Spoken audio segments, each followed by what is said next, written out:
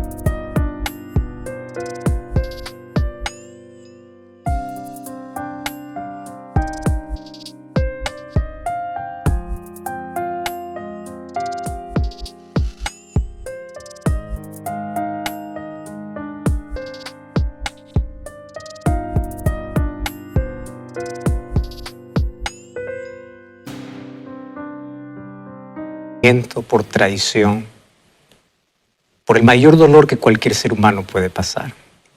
Y entiende perfectamente nuestro sufrimiento y dolor.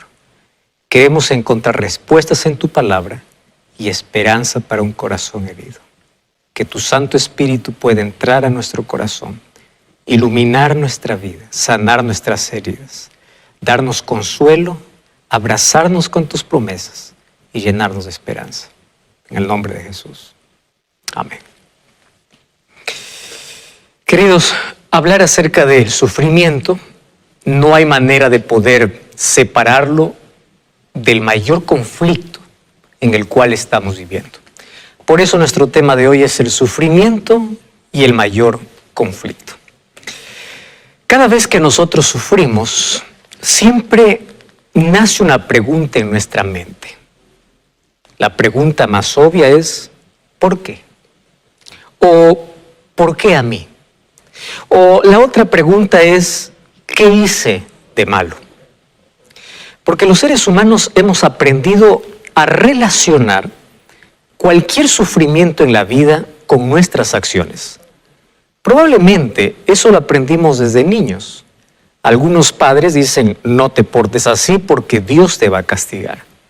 Y el ser humano crece con esa idea, pensando que Dios es un Dios severo, es un Dios castigador, que está allí listo para ver quién se porta mal, para poder castigarlo. Y esa idea nos acompaña toda la vida. Por eso es que muchas personas cuando sufren, dicen, de algo estaré pagando, o qué cosa es lo que yo hice en mi vida para poder merecer este sufrimiento. Sin embargo, nos olvidamos que Jesús ya nos dijo en Juan 16:33. Abre tu Biblia y allí vas a encontrar una promesa y una realidad. Una realidad es la siguiente. Estas cosas os he hablado para que en mí tengáis paz. Esa es la promesa. ¿Cuál es la realidad? En el mundo tendréis aflicción. O sea, no está diciendo que solo el malo sufre. No está diciendo que solo algunos sufren. El bueno y el malo sufren. A veces las personas que no temen a Dios pareciera que tienen menos sufrimiento que otros. Ahí en Salmo 73 encontramos que Asaf dice: yo tengo envidia de los impíos porque aunque niegan a Dios parece que todo les va bien, hasta que yo entré al santuario y vi el final de ellos. Bueno, los seres humanos entonces hemos aprendido a decir de que cuando uno sufre, solamente sufre porque está pagando consecuencias. Y es verdad que mayor parte de nuestro sufrimiento tiene que ver con consecuencias, pero también hay otro sufrimiento en el cual no tenemos nada que ver. En el mundo tendréis aflicción. Eso es lo que Jesús dijo. Recibo todos los días varios emails, mensajes a mi página de Facebook, Instagram, de personas expresando su dolor. Esta es una de las cuales me rompió el corazón.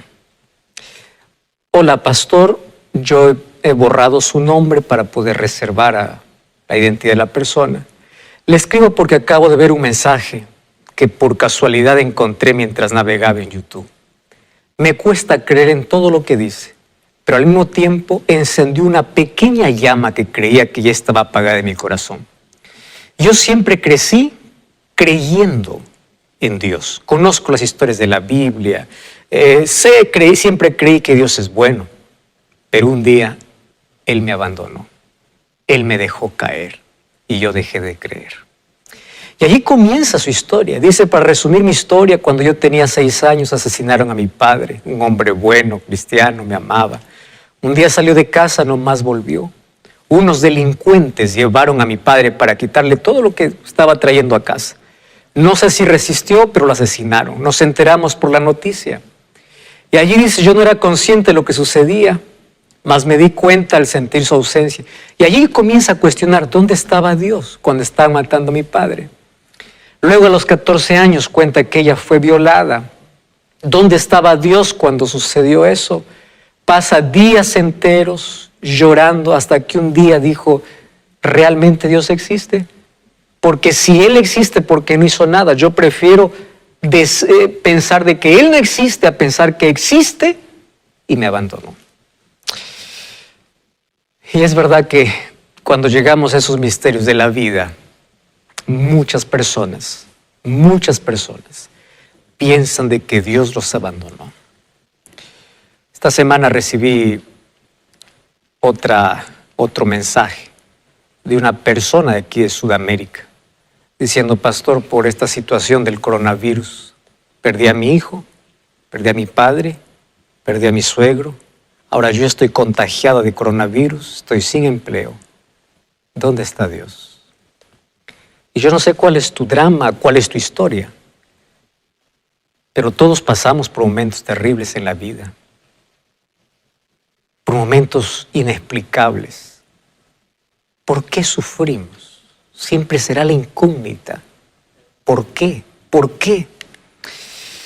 Vivimos en un mundo lleno de dolor. Algunos usan el sufrimiento para poder negar a Dios. Los ateos dicen, si Dios realmente existe, ¿por qué niños nacen con defectos? ¿Por qué mujeres son violadas? Si Dios realmente existe, entonces, ¿por qué hay tanto caos? Y lamentablemente muchas personas van a buscar respuestas a la filosofía.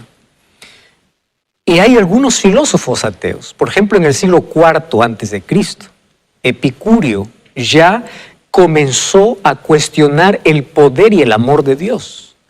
Él decía, Dios no puede ser poderoso y amoroso al mismo tiempo. Si tiene poder, ¿por qué no acaba con el sufrimiento? O tiene poder y no ama, o ama y no tiene poder. Porque si ama, también ¿por qué no guarda a sus hijos del sufrimiento? Y estas cosas han llevado a muchos a negar la existencia de Dios.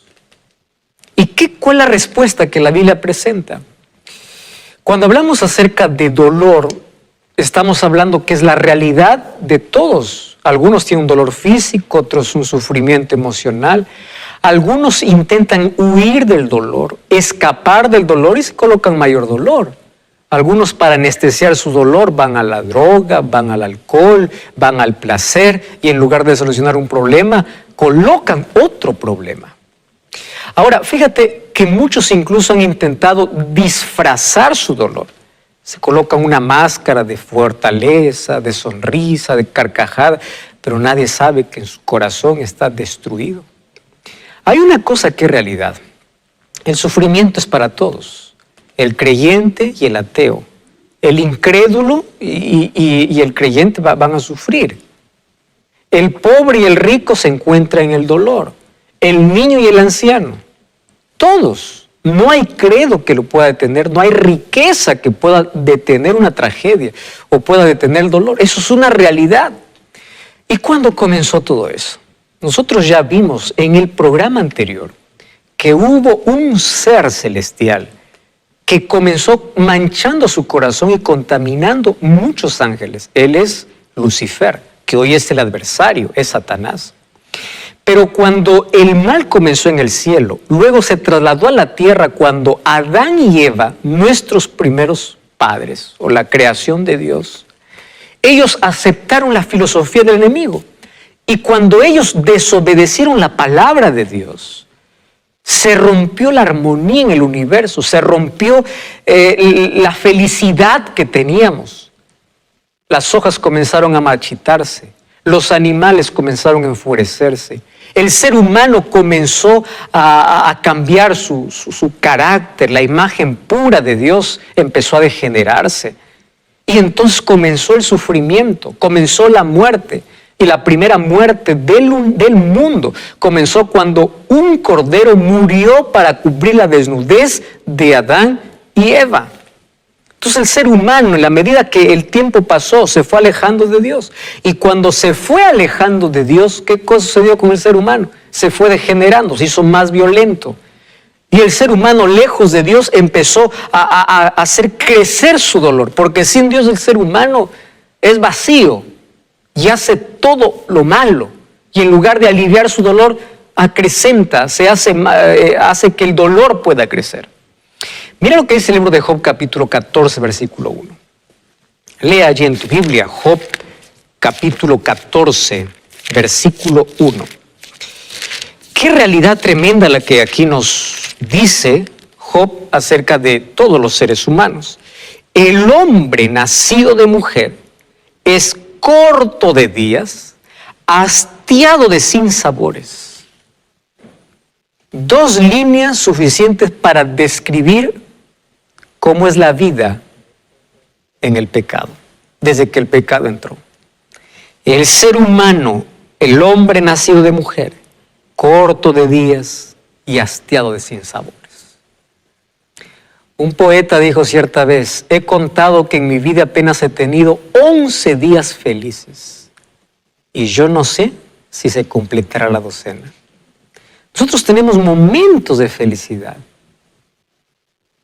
pero una vida de felicidad tendremos cuando Cristo regrese. Y es verdad que cuando nosotros conocemos a Cristo, podemos tener alegría, paz, pero eso no nos evita el dolor. Vamos a llorar, vamos a sufrir, pero enfrentamos el dolor de otra manera. Entonces el dolor es una realidad, corto de días y de sinsabores. Ahora, es interesante que la mayor parte de nuestro sufrimiento tiene que ver como consecuencia de nuestras acciones. Tú decides mal, sufres. Tú hoy estás allí bebiendo alcohol todos los días, un día vas a cosechar la consecuencia de órganos de tu cuerpo dañados por el alcohol, dañados por el cigarrillo, dañados por la droga. Consecuencia. Elegiste una pareja que sabías de que tiene cosas que van a arruinar tu vida, pero tú lo elegiste y hoy te estás lamentando y dices qué sufrimiento, qué caro. Es elección. Nuestros malos hábitos hacen que podamos traer el dolor a nuestra vida. O sea, gran parte de nuestro sufrimiento tiene que ver con nuestros hábitos y tiene que ver con nuestras elecciones. Pero existe un dolor que no tiene que ver con nuestras elecciones. Y es el dolor que revela el gran conflicto que vivimos. Mira, la Biblia habla de un joven o de un hombre totalmente recto y perfecto que un día sufrió no solo tragedias, sino grande dolor en su vida. Job capítulo 1, y en las 20 primeras palabras, habla sobre una biografía de un hombre perfecto. Job 1:1. Hubo en la tierra de Uz un varón llamado Job. Este hombre era perfecto, recto, temeroso de Dios y apartado del mal. No había mancha, no había tacha. Ahora, ¿qué sucede con Job? Comienza el texto diciendo, había un hombre y él vivía en un lugar donde no era fácil servir a Dios, la gente era idólatra, pero él era fiel a Dios. Sí se puede ser fiel en medio de la idolatría, en medio de la inmoralidad, en medio de la incredulidad. Job lo hizo. Uz no era una tierra de creyentes, pero allí entre todos había uno que era diferente, que nadaba contra la corriente, que iba en contramano de la vida. ¿Cómo era él? Íntegro. La palabra íntegro en el hebreo es tam, que significa perfecto. ¿Y qué significa perfecto? Perfecto significa completo. Es interesante, un hombre completo. ¿Y qué significa completo para Dios? Alguien que se desarrolla de acuerdo a la edad que tiene. Cuando tú tienes un hijo de 3 años, él todavía no corre mucho, no habla como todos, no piensa como todos, pero es perfecto para su edad. Pero no sería perfecto que uno de 15 años piense como alguien de 3. Eso ya sería imperfecto. Entonces, perfección tiene que ver con madurez en todas las áreas de la vida, de alguien que alcanza el grado de desarrollo que Dios espera. Por eso, Proverbios 4:18 dice que el camino de los justos es como la luz, que viene de menos a más. Algunos pueden estar 20 años en una iglesia, pero seguir con el mismo conocimiento de alguien que recién entra. O sea, se quedaron allí, no crecieron. Perfecto es alguien que va creciendo. Por eso la vida cristiana es un camino de progresión, cada vez mejor. Y una ley de la vida es que aquel que no crece comienza a morir. Por eso algunos comienzan a morir espiritualmente, porque no hay crecimiento en su vida. Bueno, el asunto es que él era íntegro. Otra característica, él era recto. Esa palabra que se usa en el hebreo es yashar. ¿Y qué significa recto? Derecho, justo, libre de corrupción. Los seres humanos siempre estamos hablando de corrupción cuando hablamos de ciertos políticos o de cierto grupo de personas. Pero el ser humano es corrupto por naturaleza. Vas al mercado, colocas allí o pagas allí un producto, la persona o el vendedor te da vuelto de más, tú te das cuenta y te vas dándote cuenta. Claro, tú no robas grandes cantidades, pero los centavos que colocaste a tu favor es corrupción, es deshonestidad. Entonces, él era derecho, él era recto. Otra característica, él era temeroso de Dios. Aquí tiene que ver con lealtad, con devoción a Dios. Y aquí hay algo interesante. Job, cuando lo tenía todo, hacía de Dios lo más importante de su vida. ¿Te das cuenta? Aquel que quiere estar de pie en la adversidad tiene que mantener comunión con Dios en la prosperidad. ¿De dónde tuvo tanta fortaleza en el dolor? Porque cuando todo le iba bien, no era importante su riqueza. Lo más importante era Dios. Otra característica de Job es que era desviado del mal. Qué interesante. A veces los seres humanos buscan el mal. Job se desviaba. Tú sabes que Satanás conoce nuestra debilidad y él sabe dónde hacernos caer. Y tú sabes dónde puedes caer. Pero Job evitaba el mal. Cuando veía que ese no era el camino, corría, evitaba. No se entregaba. O sea, él se desviaba de aquello que es malo. Salmos capítulo 1 dice, bienaventurado es el hombre que huye, que no está en consejo de malo, ni en camino de pecadores. Y eso hacía de Job un hombre ejemplar. Si te das cuenta, las características que él tiene demuestran la verdadera riqueza. Y la gran riqueza que Job tenía era su carácter íntegro. Entonces, todo estaba bien en su vida. Y mira, no solamente tenía riqueza de carácter. Tenía riqueza familiar. Cuando tú vas a Job capítulo 1, versículo 2, dice que tenía 7 hijos y 3 hijas. Versículo 5 dice que él oraba por sus hijos de mañana y de tarde y ofreció holocaustos conforme al número de ellos. Él decía, mis hijos habrán pecado, habrán blasfemado. Mira, qué interesante es encontrar padres con esta visión. Ahora vamos a ver que Job era rico, pero la mayor riqueza para él, ¿qué cosa era? En primer lugar era su comunión con Dios, su carácter. Número 2, su familia. Y la fe es la mayor riqueza. Y lo que trataba de colocar en el corazón de los hijos no era la cantidad de ovejas que tenía, era la fe que debían tener en Dios. Tanto así que él oraba por sus hijos. Qué lindo es poder ver una madre orando por sus hijos, un padre orando por sus hijos. Aunque hoy he visto hijos orando por sus padres, en lugar de que el padre ore por sus hijos, porque el padre no quiere saber nada de Dios y el hijo, la hija es cristiano o cristiana. Mas él oraba por sus hijos. Él entendía que la mayor riqueza era la fe. Y además de eso tenía riqueza material. Versículo 3 dice que su hacienda era 7,000 ovejas, 3,000 camellos, 500 yuntas de bueyes, 500 asnas, criados. O sea, era el más rico. Primera riqueza de carácter, luego su familia y luego sus bienes. Todo estaba yendo de maravilla hasta que ocurre un diálogo en el cielo. Versículo 6. Un día vinieron a presentarse delante de Jehová los hijos de Dios, entre los cuales vino Satanás. Un concilio en el cielo, una reunión en el cielo. Probablemente eran los representantes de otros mundos. ¿Y quién iba a representar a este mundo? Pues hubiese sido Adán. Pero probablemente aquí el usurpador, que es Satanás, dice, pues yo voy. Él fue sin ser invitado.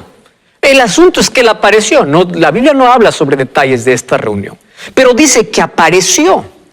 Ahora, es interesante ver que cuando él aparece, hay una pregunta que Dios le hace.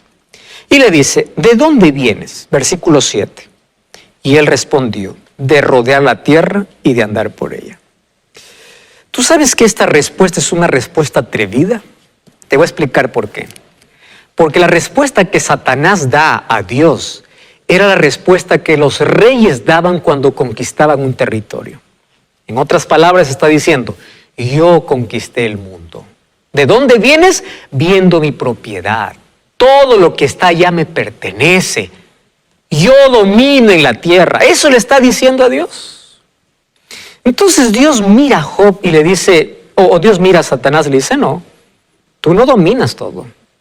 Porque allí enfurece Satanás, porque Dios le dice, ¿acaso no has visto a mi siervo Job, que no hay como él en la tierra, varón perfecto, recto y temeroso de Dios y apartado del mal? Hay nombres que le dan ira a Satanás y hay nombres con el cual sonríe Satanás. Este es un nombre que le daba ira, porque no encontraba de qué acusarle. Y Satanás es cobarde.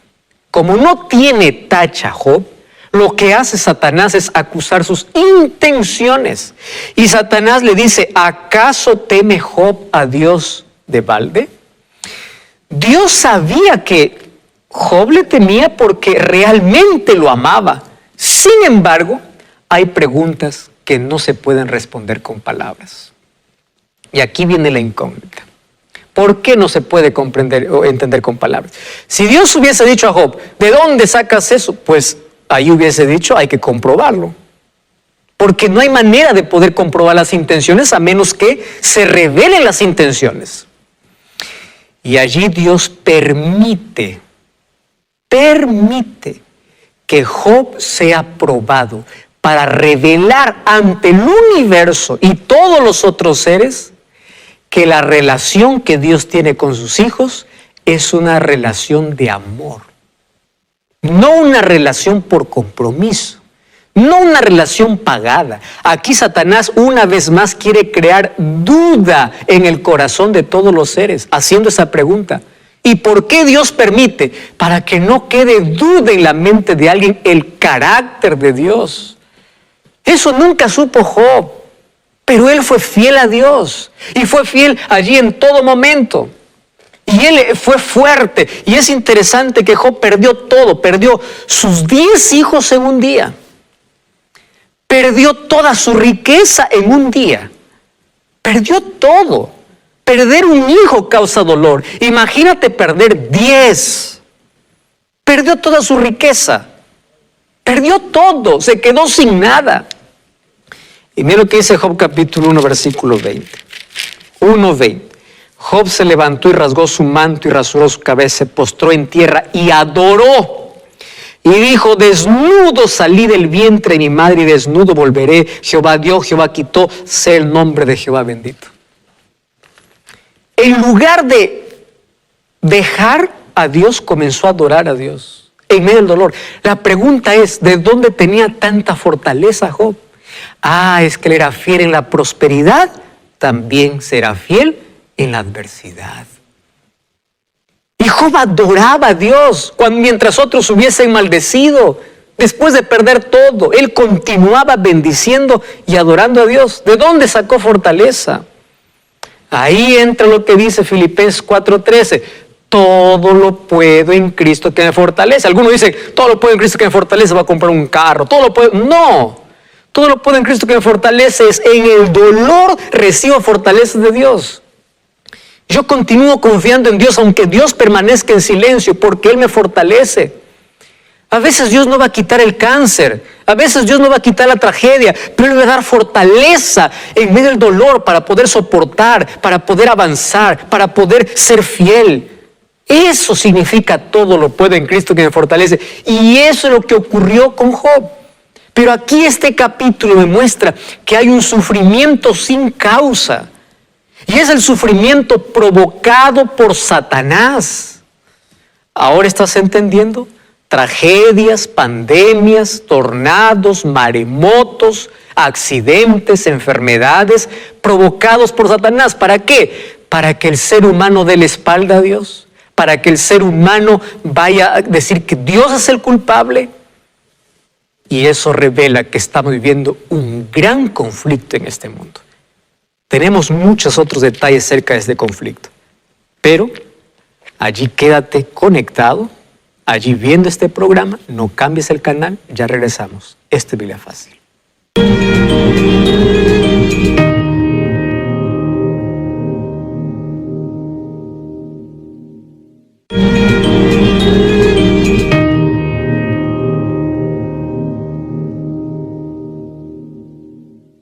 Estamos de regreso aquí en tu programa de Biblia Fácil.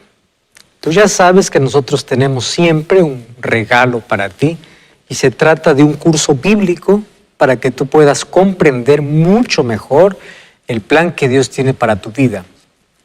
Y este curso bíblico está disponible y es totalmente gratis. Se trata del curso Verdades para el Tiempo del Fin. Aquí vas a encontrar muchas respuestas para tu vida. Entonces lo que tienes que hacer es enviarnos un mensaje a nuestro WhatsApp más 5512-9810-1460 o puedes ingresar a estudielabiblia.com.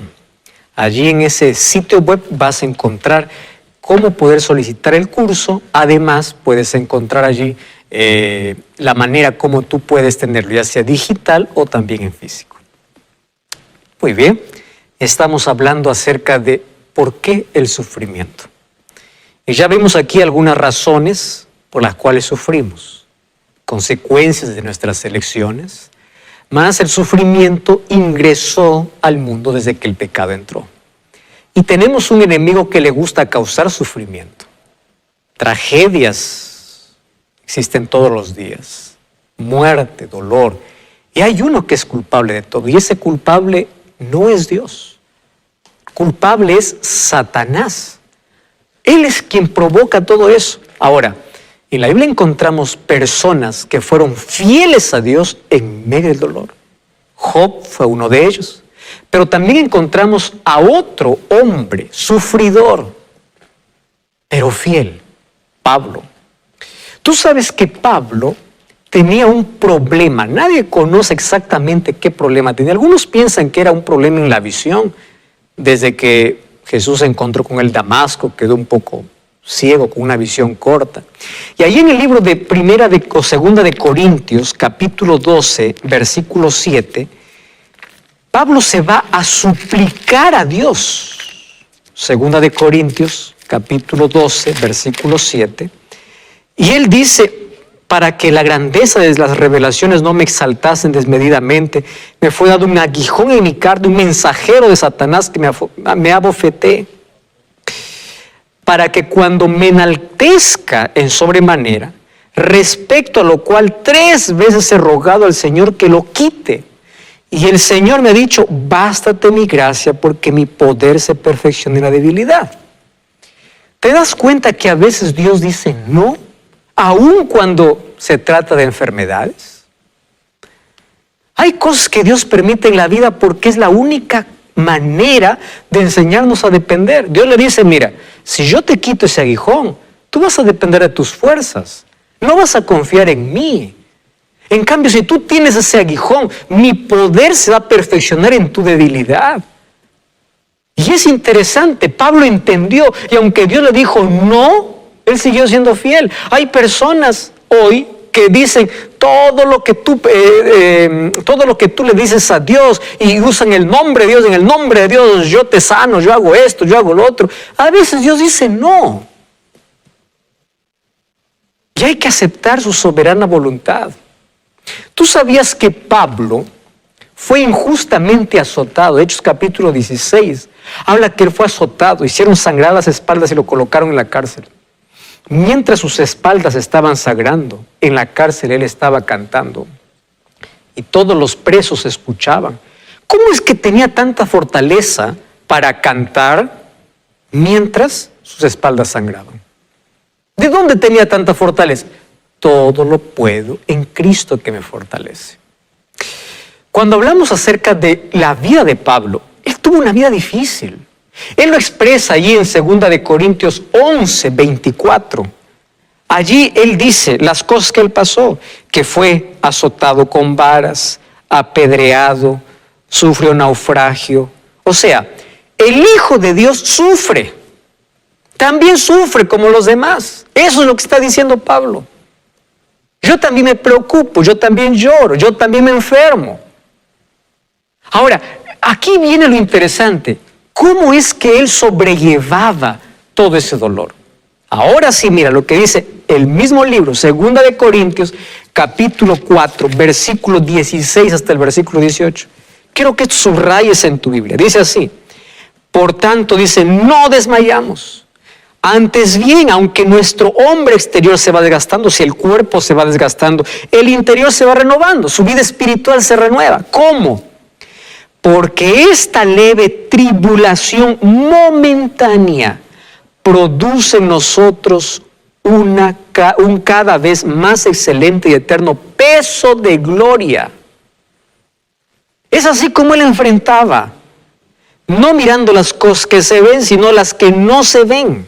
Las cosas que se ven son temporales, las que no se ven son eternas. ¿Cómo es que él miraba el sufrimiento? Como algo pasajero. Él dice, yo voy a pasar esto porque lo que me espera es lo eterno.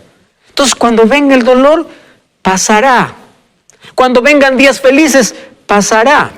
Cuando vean días tristes, pasará. Cuando venga tragedia, pasará. Es temporal. Ahora, Romanos capítulo 8, versículo 18. Wow, es impresionante lo que él escribe a la iglesia de Roma. Romanos 8, 18 dice, tengo por cierto que las aflicciones del tiempo presente no son comparables con la gloria venidera. Entonces, ¿cómo el ser humano debe enfrentar el dolor? El cristiano tiene que enfrentar el dolor mirando lo eterno, con los ojos en el cielo. Y aun cuando no entiendas por qué, sigue siendo fiel a Dios. ¿Estás entendiendo? El dolor es parte de nuestra historia hasta que Jesús regrese. ¿Tú sabes cómo murió Pablo? Decapitado por Nerón. ¿Tú sabes que a Pablo le cortaron la cabeza? Su cabeza rodó por el suelo. Pero un día esa cabeza estará unida a su cuerpo para recibir la corona de vida, como él escribió en 2 Timoteo 4. Un día el Señor lo levantará por su fidelidad. No tuvo una vida fácil, mas él siempre fue fiel. Quien pone eternidad o quien pone la eternidad en la eternidad con Dios ante sus ojos, nunca tendrá su fe sacudida por los sufrimientos fugaces de la vida. Nunca te olvides que esto pasará. ¿Cuáles son las actitudes ante el sufrimiento? Por lo menos hay 3 actitudes. La primera es quejarse y rebelarse contra Dios. Persona se vive quejando y se revela contra Dios. Es la peor elección. La segunda actitud, huir del sufrimiento. Empieza a querer anestesiar su dolor, buscando cosas de esta vida, buscando cosas transitorias, hundiéndose más en el dolor. Busca droga, alcohol, etc. Número 3, sufrimiento, o la persona ve el sufrimiento como una oportunidad para depender y confiar de Dios. Esta debe ser nuestra actitud. Esta es la oportunidad, porque Dios no tiene la culpa de nuestras dificultades, solo que si nos alejamos de Él, perdemos la oportunidad de tener paz en medio de la tormenta. Dios no te ha prometido ausencia de tormenta. Dios te ha prometido paz en medio de la tormenta, en medio de la dificultad. Ahora fíjate, cuando un cristiano se enfrenta con el mal, su mente va hacia Dios en busca de respuesta o consuelo. Cuando un ateo se encuentra con el mal, también va a Dios para poder acusarlo, para poder probar que no existe. ¿Qué es lo curioso? Tanto el cristiano como el ateo dirige sus pensamientos a Dios cuando sufre. Entonces, ¿no conocemos un lugar mejor para traer nuestras preguntas y nuestro dolor que dónde? En Dios. Interesante. El sufrimiento que nos une, ¿a dónde nos lleva? A Dios. Tú puedes negar la existencia de Dios, decir lo que quieras, hasta que el dolor toca tu vida y tus pensamientos van a ir a Él. Dolor es universal y por lo menos hay 4 cosas que se relacionan con el dolor. Número 1 es inevitable mientras estemos en este mundo. Número 2 es inesperado. Número 3 es intransferible. Cada uno carga su dolor. Nadie puede ayudarte. Cada uno vive su propio dolor. Y lo último es que es inexplicable. Hay tantos misterios que no podemos responder. ¿Por qué? Pero un día Cristo nos explicará cada porqué de la vida. ¿Cuáles son las respuestas al sufrimiento? Yo hoy te voy a mostrar aquí algunas respuestas ante el sufrimiento. Número 1. La primera respuesta ante el sufrimiento, tú lo vas a encontrar en la oración. Yo te voy a decir por qué. ¿Tú quieres una respuesta para tu dolor? Ora. ¿Pero cómo? Si ahí nadie, no escucho una respuesta. ¿Tú sabes que la oración es la respuesta para cada problema de la vida? Porque pone tu corazón en sintonía con Dios. Y la primera respuesta que tú encuentras es paz, aun cuando no entiendas. Por eso la oración tiene que ser tu mayor aliado ante el dolor. Número 2. Mientras estemos en este mundo, recuerda que vamos a sufrir accidentes, tragedias, etc. Personas que dicen, tú vienes a Jesús y aquí se acaban tus problemas, te acuerdan tu dolor. Ese es un falso evangelio.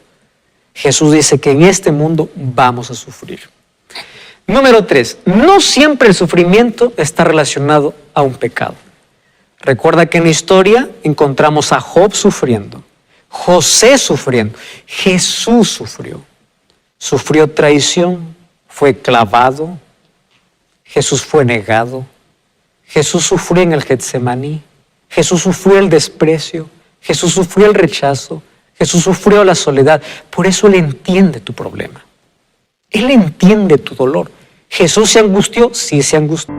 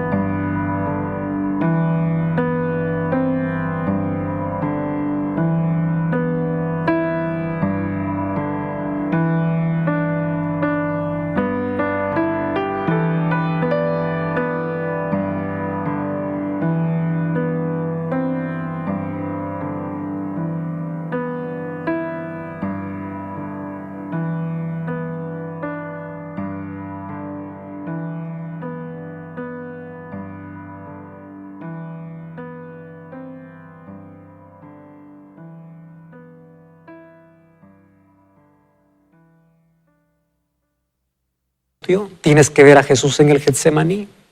Él se angustió mucho. Ahora, el problema es que una persona que está lejos de Dios, el dolor es mayor. ¿Y por qué? Porque no tiene un refugio, no tiene a dónde ir, no sabe qué hacer.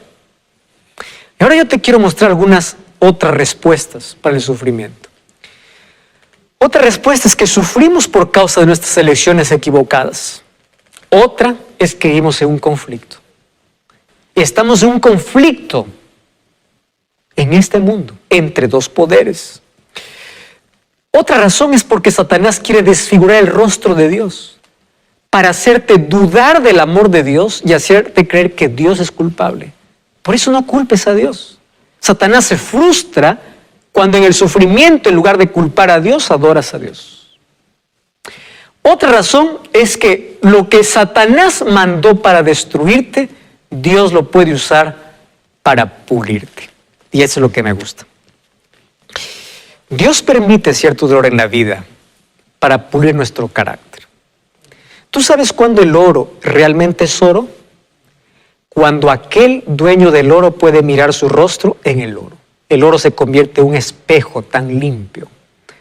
Y tú sabes que para que el oro sea oro puro, tiene que pasar por el fuego. Muchos en esta vida, cuando pasan por el fuego, son como el oro, mientras que otros son como leña. ¿Tú conoces un palo seco? El palo seco, cuando pones en el fuego, se hace ceniza.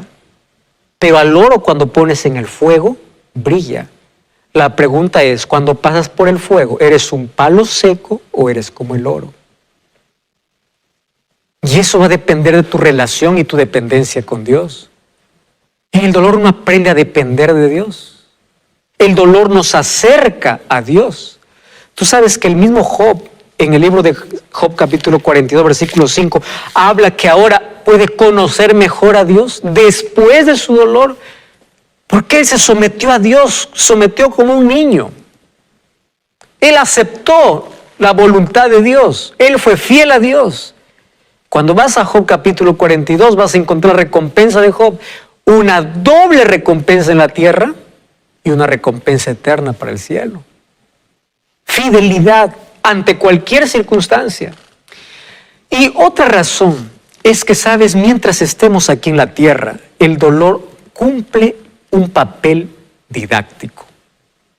Y esto yo considero lo más importante. Sea lo que sea, cumple un papel didáctico. ¿Cuál es el papel didáctico? Todo lo que no aprendemos